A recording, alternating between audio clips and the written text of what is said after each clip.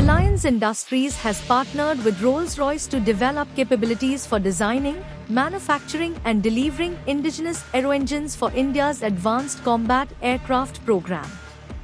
The proposed collaboration will combine Rolls-Royce engine technology with RIL's manufacturing, technology and execution capabilities. The companies aim to build an end-to-end Indian aero-engine ecosystem, strengthening defense self-reliance and supporting future military and civil aerospace programs within India. Millet prices are rising sharply, with jowar increasing 11% year-on-year in July and small millets gaining over 21%. Higher prices are being driven by weaker supply, lower acreage and rising input costs.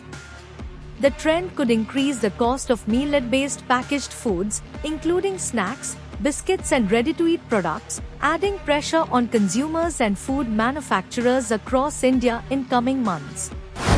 The government has intensified scrutiny of sugar stocks amid record prices, seeking consumer-wise sales details from bulk buyers purchasing 500 tons or more annually.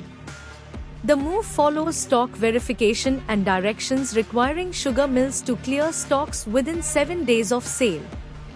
Authorities warned that mills withholding stocks could face action, as the centre seeks tighter monitoring of market supplies.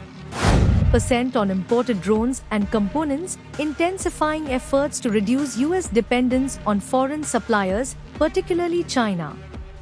Heavier drones will face tariffs of 25%, while lower rates apply to some trading partners. The move signals accelerating US-China technology decoupling and follows tighter scrutiny of drone-related imports and exports and strategic technologies. 2 vessels linked to the UAE were attacked in the Strait of Hormuz, intensifying tensions with Iran.